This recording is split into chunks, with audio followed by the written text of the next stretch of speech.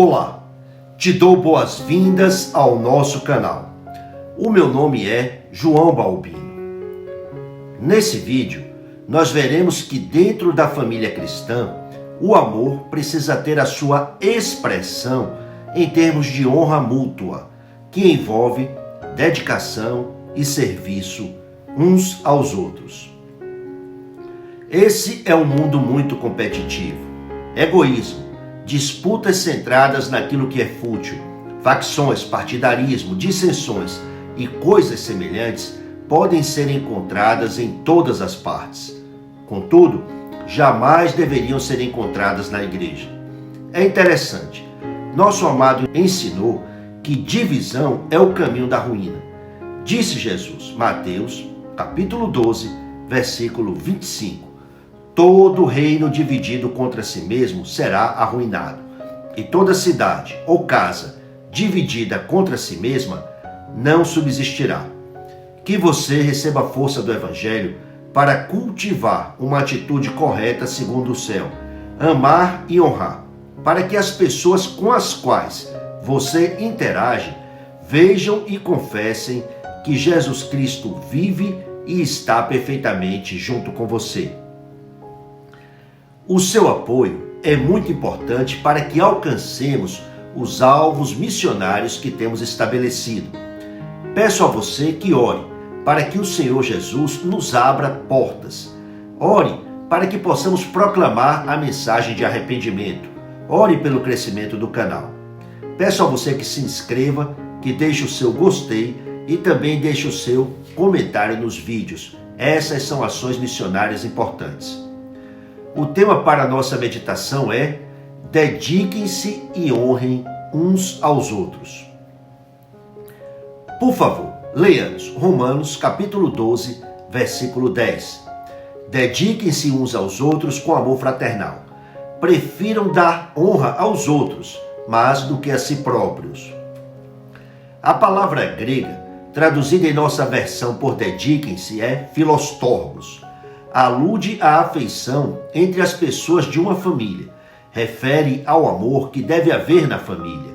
Refere, mais precisamente, ao amor dos pais por seus filhos, que é um tipo de amor que envolve serviço, que envolve dedicação ao outro. O verbete estorgos também aparece na Bíblia sob uma perspectiva negativa. Por exemplo, astorgos foi traduzido em Romanos capítulo 1, versículo 31, na expressão sem amor pela família. E outra vez em 2 Timóteo capítulo 3, versículos 1 ao 5, onde a Bíblia diz: saiba disto, nos últimos dias sobrevirão tempos terríveis. Os homens serão egoístas, sem amor pela família. Estamos vivendo dentro de tempos terríveis. Em todas as partes é possível encontrarmos pessoas vazias de amor pela família. Por exemplo, se você investigar um pouco, vai ficar assustado com o crescimento do número de divórcios no Brasil e no mundo. Você vai ficar assombrado com o número de crianças abandonadas. Você vai constatar que as famílias disfuncionais se multiplicam. Pergunto: que é uma família disfuncional?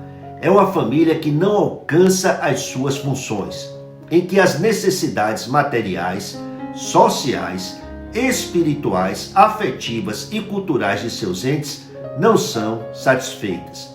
A consequência de um ambiente familiar disfuncional são pessoas sofrendo espiritualmente, sofrendo mentalmente e sofrendo fisicamente. São pessoas privadas de receber o que necessitariam receber para que chegassem a alcançar os seus máximos potenciais.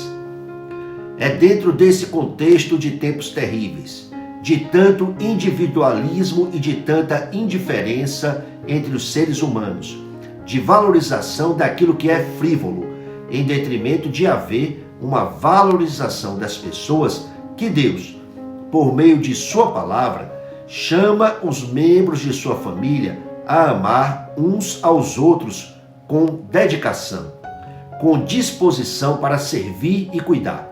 Deus nos chama a tomarmos responsabilidade de amor uns pelos outros. Deus nos chama a cultivarmos e a manifestarmos aquele tipo de amor puro e sacrificial, como é o amor de Jesus. Amor que entra na vida e na história do outro para promover o bem. Deus nos chama a expressarmos aquele tipo de amor que todos os pais deveriam nutrir e expressar por seus filhos. Amor que serve, amor que assiste em todas as circunstâncias, amor que se deixa gastar para promover a felicidade do outro. Dediquem-se uns aos outros com amor fraternal. A expressão amor fraternal no grego é Filadélfia. A palavra denota o tipo de amor que deve haver entre os irmãos de sangue, ou seja, o tipo de amor que é natural. O tipo de amor que se importa de verdade com o bem-estar do outro. O tipo de amor que se envolve na vida e na história do outro com vistas a promover o progresso, com vistas a promover a felicidade, especialmente a felicidade eterna do outro. O tipo de amor que age com responsabilidade. Alienadas de Deus, por causa do problema do Gênesis, capítulo 3, centradas em si mesmas, eu,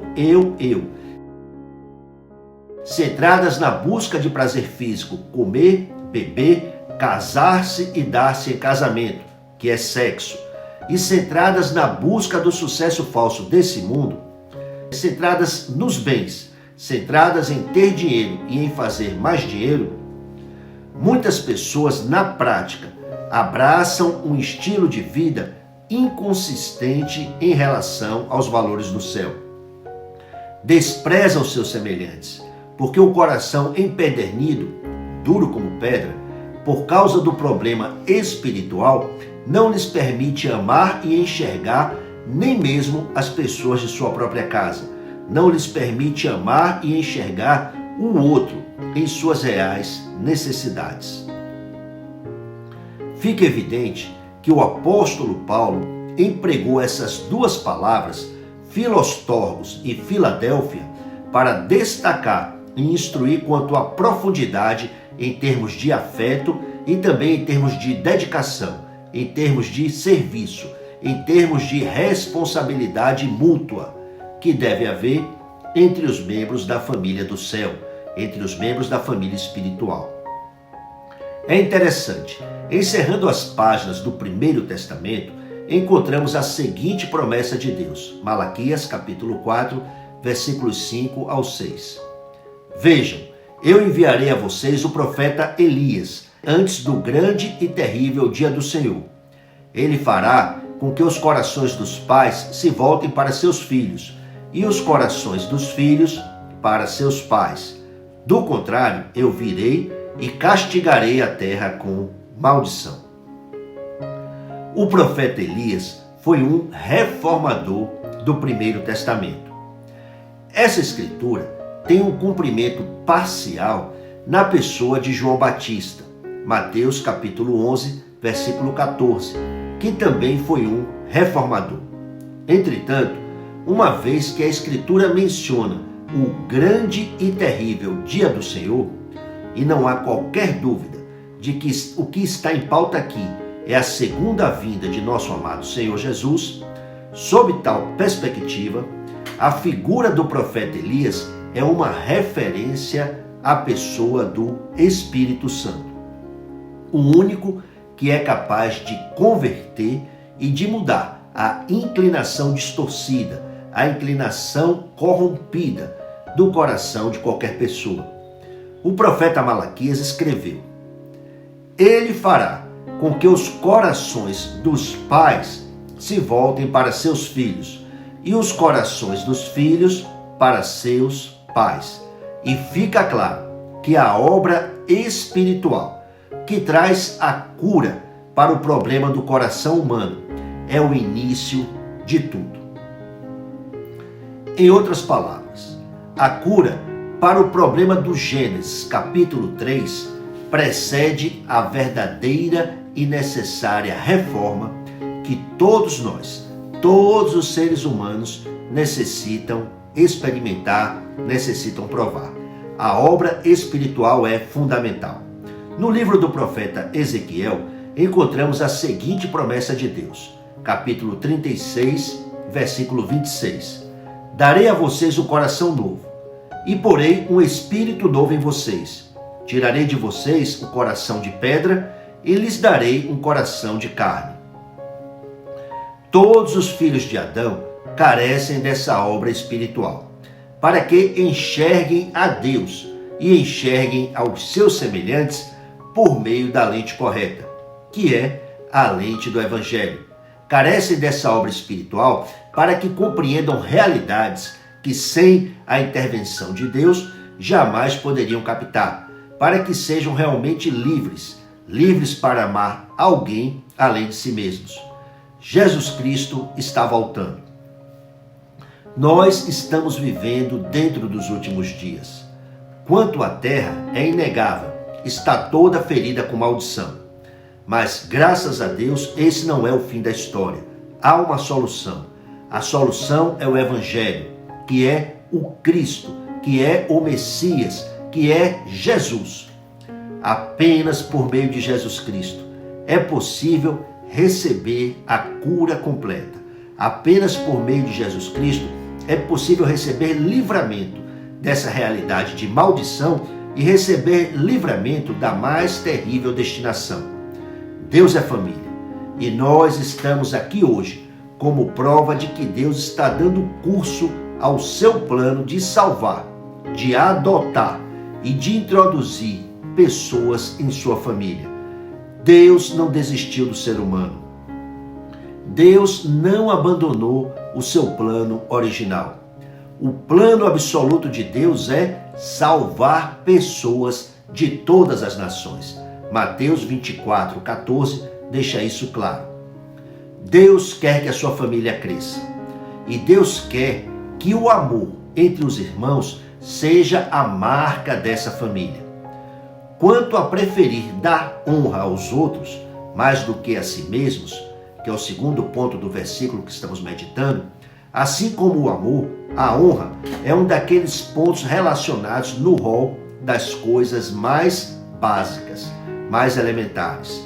No mundo que foi invadido pelo mal e pelo pecado, em que há tanto individualismo, o que mais se vê em todas as partes são pessoas buscando lugar de honra para si mesmas. São pessoas querendo ser honradas e destacadas em meio aos seus pares. Mas nós que estamos em Jesus Cristo, nós estamos chamados a viver pela palavra de Jesus. Nesse caso, especificamente, estamos chamados a ter consideração pelos outros. Estamos chamados a servir, estamos chamados a amar, estamos chamados a valorizar o outro, estamos chamados a dar respeito, dar importância, dignificar o outro. O reino de Deus é um reino de amor e de honra. Cidadãos do reino de Deus são instruídos, ensinados a amar e a honrar aos seus semelhantes. E de um modo muito especial, são animados, instruídos, ensinados a amar e honrar uns aos outros, independentemente de quaisquer fatores estratificantes que existam na sociedade, tais como economia, posição social, nível cultural, ideologia, etnia, etc. Gostaria que você entendesse que o amor e a honra caminham sempre juntos. Amar e honrar são disposições que glorificam ao Senhor. Que nosso amado Senhor Jesus Cristo seja glorificado, se torne conhecido também por meio de nossa atitude ao lidarmos com nossos semelhantes, especialmente por meio da maneira como lidamos com os domésticos da fé, com amor e com honra. Vamos concluir com a leitura das palavras de nosso amado Senhor, documentadas no Evangelho de João, capítulo 13, versículo 35. São palavras que exaltam a importância do testemunho coletivo da igreja e são uma chave absolutamente fundamental para a vida de todos os cristãos. Disse Jesus: com isso, todos saberão que vocês são meus discípulos, se vocês se amarem uns aos outros. Pronto, honre e ame. Amemo-nos uns aos outros e Jesus Cristo será glorificado. Agradeço por assistir. Graça abundante.